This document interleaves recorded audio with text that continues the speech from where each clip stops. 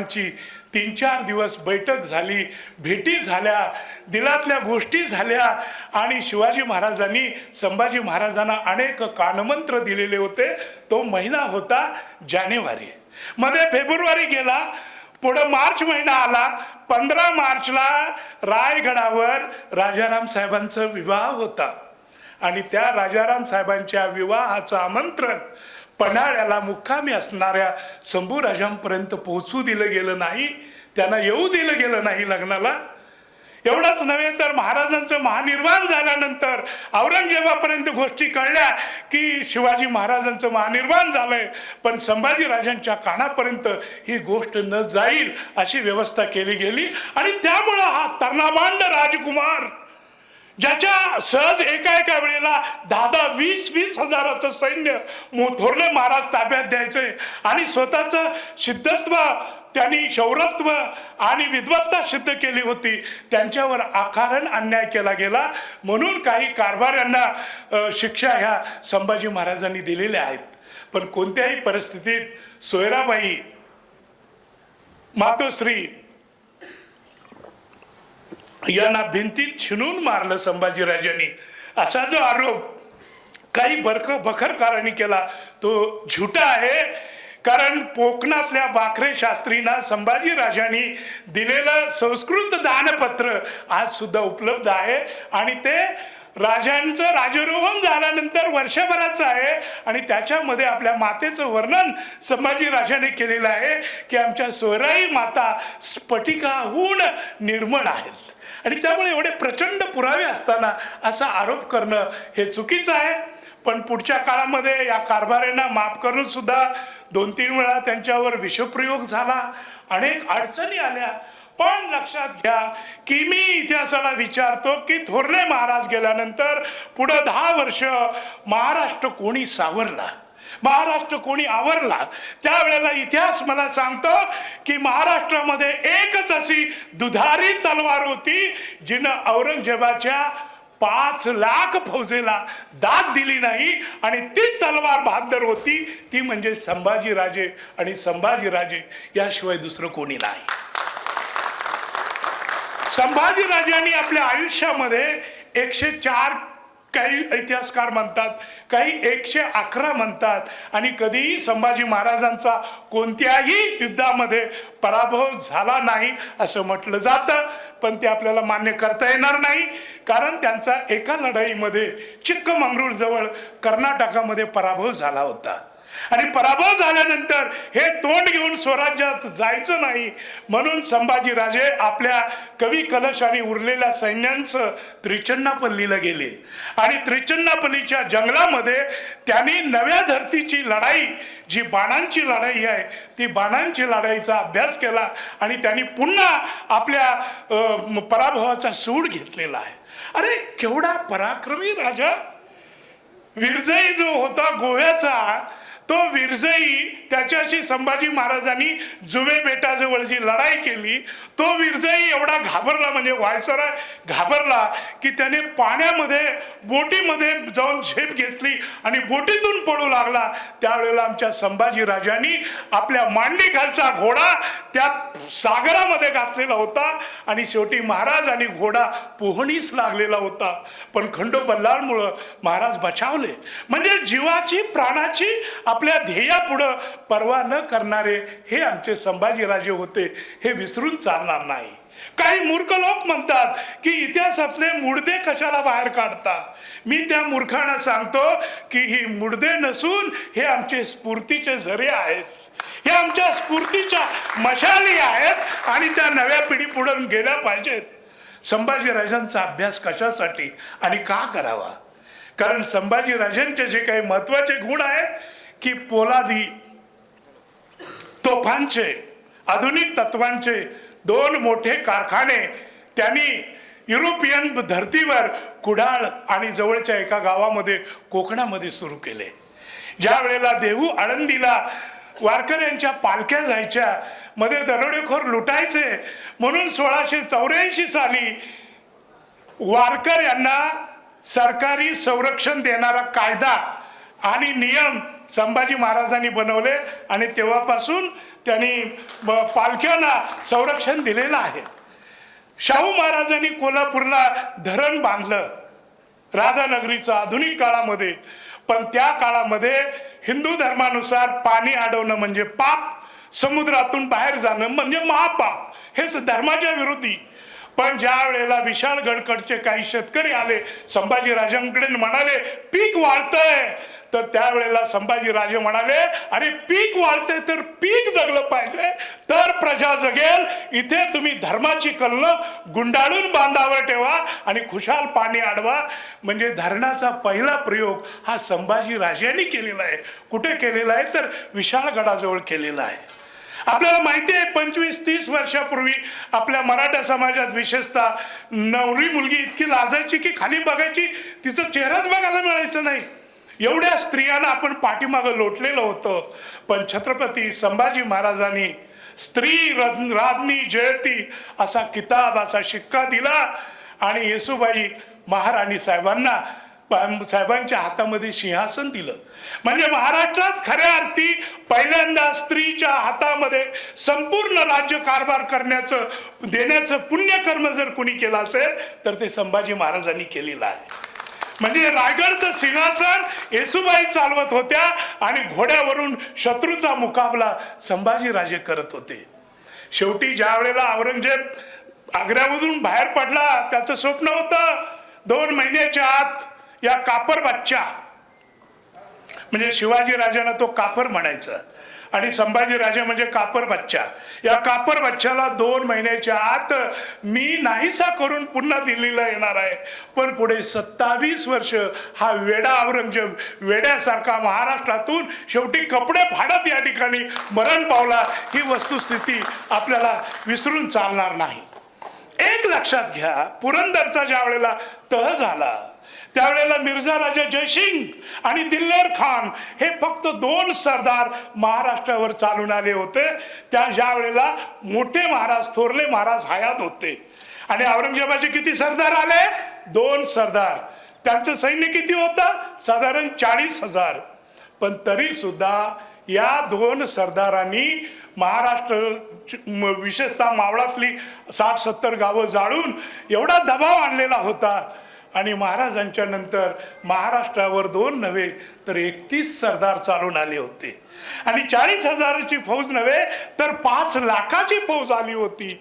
त्यावेळेला या महान शिवपुत्रानं सह्याद्री पर्वत म्हणजे आपला पोलादी अंगरका बनवला आणि या अंगरकाचा आडोसा घेऊन या औरंगजेबाशी सामना केलेला आहे. औरंगजेबाला ज्या वेळेला कळलं की 2 महिने नाही, 2 नाही, 4, 5, मग ते रामशेज किल्ल्यावर तर 5.5 वर्ष लागली औरंगजेबाला घ्यायला, की संभाजी हरत नाही, संभाजी राजे डरत नाही, मागे फिरत नाहीत.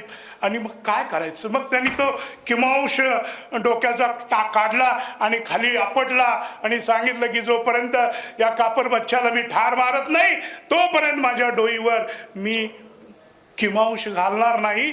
आणि पुढे महाराष्ट्रामध्ये 4-5 वर्ष भुंड्या डोक्यानं पळायला लावला औरंगजेबाला, तो फक्त आमच्या संभाजी राजांनी. हे आपल्याला विसरून चालणार नाही. पण दुर्दैवानं काळ आला आणि संगमेश्वरला संभाजी राजांना अचानक कैद करण्यात आली. तिथेही लोक विचारतात की संभाजी राजे एवढे गाफील कसे राहिले? बिलकुल नाही, गाफील असं म्हणता येणार नाही. कारण संभाजी राजे ज्या वेळेला संगमेश्वरला होते त्याच दिवशी केशव त्रिमल नावाचा आपला सरदार मद्रासमध्ये 11,000ची फौज घेऊन तामिळ प्रांतामध्ये लढत होता. म्हणजे 11,000ची फौज तामिळ प्रांतामध्ये एवढी दूर लढवण्यासाठी किती तयारी करावी लागत असेल. आणि इथे आपला राजा कसा बेफिकीर राहील? तसं काही नव्हतं. त्या रात्री येसूबाईंनी सांगितलं की आपण रायगडावर जाऊया. तेव्हा अर्जुजी जाधव आणि गिरजोजी यादव आणि अर्जुजी यादव हे दोघे बंधू आले न्याय मागण्यासाठी. संभाजी राजे म्हणाले अगं येसू, दारामध्ये याचक न्याय मागण्यासाठी आला असताना त्याला ओलांडून जाणं हे राजाचं कर्तव्य नव्हे. मला न्याय द्यायला पाहिजे आणि न्याय देण्यासाठी ते तिथं थांबले आणि सगळं सैन्य रात्रीचं बहुतांशी सर्व मेजर सैन्य हे रायगडाच्या वाटेला गेलं आणि म्हणून फंद फितुरीनं फक्त संभाजीराजांना कैद झाली,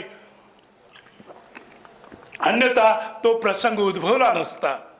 मुद्दाम मला या ठिकाणी एक प्रसंग सांगावा असं वाटतं की काही वेडे लोक असं म्हणतात की शिवाजी महाराज असे गाफील कधीच राहिले नसते संभाजी राजांसारखे, पण त्यांनी शिवचरित्र पण नीट वाचलेलं नसतं. 17-18 नोव्हेंबर 1679 जालनापूर म्हणजे आजच्या जालन्यावर शिवाजी महाराजांनी स्वारी केलेली होती आणि शिवाजी महाराज तिथून येताना संगमनेरच्या त्या घाटामध्ये आले असताना रणमस्त खान नावाचा औरंग्याचा योद्धा महाराजांचा पाठलाग करत आला. शिवाजी महाराज आपल्या प्रत्येक मावळ्याला प्राणापलीकडे जपायचे. कोणत्याही लढाईमध्ये 5-50 जर मावळे मृत्यू पावले तर राजाला झोप लागायची नाही. पण त्या दिवशी आक्रमण एवढं भयानक होतं की रणमस्त खानानं 5000 मावळे या संगमनेरच्या घाटामध्ये कापून काढले होते. हा इतिहास आहे. आणि बहिर्जी नाईकमुळे केवळ महाराज तिथून त्या पट्टा किल्ल्यावर गेले आणि नंतर त्यांचा प्राण बचावला. म्हणजे जे दुर्दैव संभाजीराजांच्या नशिबात आलं ते दुर्दैव शिवाजी राजांच्या नशिबात सुद्धा होतं, पण थोडक्यात राजे बचावले. मला एवढंच सांगायचं आहे की विधात्यानं या ठिकाणी एक असा थोडासा दुजाभाव केलेला आहे की विधात्यानं कळी काळानं छत्रपती शिवाजी महाराजांना जेवढं भरभरून दिलं त्याच्यात तसंच संभाजीराजांना सुद्धा नाव, पराक्रम, कीर्ती वगैरे सगळं काही दिलं, पण 2-4 मुठी राखून ठेवल्या आणि म्हणून केवळ दुर्दैवानं संभाजीराजे पकडले गेले. तुळापुराजवळचा प्रसंग तुम्हाला माहिती आहे, तो मी पुन्हा पुन्हा सांगायची गरज नाही. तुळापूर असो, तुळापूरच्या पुढे वडबुद्रुकला शिवाजी महाराजांच्यावर अंत्यसंस्कार झाले हे ऐतिहासिक सत्य आहे. त्याचे अनेक पुरावे आहेत. एवढंच नव्हे तर त्या नदीच्या काठी कोर्ट बसवलं होतं, मुसलमानी कोर्ट औरंगजेबानं. त्याच्यामध्ये संभाजी राजांना गुन्हेगार ठरवलं गेलं, त्यानंतर त्यांचे डोळे काढले गेले, असा हा सगळा इतिहास आहे. पण त्याचं वर्णन मी तिथे काही जी मला गाणी मिळाली लोकगीतं त्याचा आधार घेऊन मी केलेला आहे की त्या अमावस्येच्या रात्री संभाजी राजांच्या देहाचे तुकडे तुकडे करून भीमा नदीमध्ये टाकून भर तिन्ही सांचा थकलेला औरंगजेब ज्या वेळेला भीमा नदीचा काठ चढून वर येत होता त्यावेळेला त्याच्या तंबूमध्ये पडघम वाजत होते, तंबूर ताशे वाजत होते. त्याचे काही सरदार धावत आले आणि म्हणाले, अलमपणा चला, तुम्ही संभाजी नावाचा तुमच्या ज्या आयुष्यातला सर्वात मोठा दुश्मन ठार केलेला आहे आणि त्याबद्दल तुमचा सन्मान करायचा आहे. थकलेला औरंगजेब म्हणतो, कसला सन्मान रे बेट्यानो माझा? नाही, तुम्ही किमांश डोक्याला घातलेला नाही, त्या दुश्मनानं तुम्हाला 6 वर्ष बिना किमांश भोंड्या डोक्यानं फिरवलेला आहे. आम्ही कल्याणच्या बाजारातून 3-4 कोटीचा चांगला हिऱ्या मानकाचा किमांश आणलेला आहे आणि तो घालून तुमचा सन्मान करायचा आहे. त्यावेळेला औरंगजेब त्या गाण्यातला म्हणतो की अरे बेट्यानो, कसला माझा सन्मान करता? अरे जिसने कत्ल किया वो मर गया और जिसका कत्ल किया वो तो अमर हो गया. म्हणजे या प्रकारे ज्यानं मारला तो मेला, ज्याने मारला तो मेला आणि जो मृत पावला तो आजरा अमर झाला, अशी शंभूराजांची कहाणी आहे. आणि म्हणून शेवटी लोक ज्या वेळेला आम्हाला नेहमी विचारतात व्याख्यानाच्या ठिकाणी की आम्ही कुठल्या तीर्थाला जावं, काशीला जावं, रामेश्वराला कुठं जावं, तर कोकणातल्या माधव नावाच्या कवीनं 100 वर्षापूर्वी लिहून ठेवलेलं आहे की कुठल्या धामाला जावं. मथुरा वृंदावन काशी रामेश्वर कोणाला, मथुरा वृंदावन काशी रामेश्वर कोणाला, ज्या अभाग्याने रायगडनं देखील त्याला. म्हणजे जन्मात तुम्ही कुठल्याही तीर्थाला गेला नाही तरी चालेल, पण रायगडाच्या पायरीवर तुम्ही आपला माथा ठेवा आणि स्वतः अमर व्हा, पुण्यवंत व्हा, कीर्तिवंत व्हा, असा त्या कवीचा संदेश आहे. शेवटी लोक आम्हाला विचारतात की छत्रपती शिवाजी महाराज आणि संभाजी महाराज यांच्याकडून काय शिकावं. मी त्यांना सांगतो की या दोन पिता पुत्रांकडून खूप महान गोष्टी शिकण्यासारख्या आहेत. जनकल्याणासाठी, लोककल्याणासाठी साफल्यपूर्ण जीवन कसं जगावं हे शिकायचं असेल तर तुम्ही शिवचरित्र वाचा आणि प्रसंगी आपल्या देश, धर्म, माती आणि कीर्तीसाठी प्राण कसे निछावर करावे आणि राष्ट्रासाठी, देशासाठी, मातीसाठी, संस्कृतीसाठी कसं मरावं हे जर तुम्हाला शिकायचं असेल आणि कसं अमर व्हावं याचा धडा जर तुम्हाला गिरवायचा असेल तर तुम्ही छत्रपती संभाजी महाराजांचं चरित्र वाचा.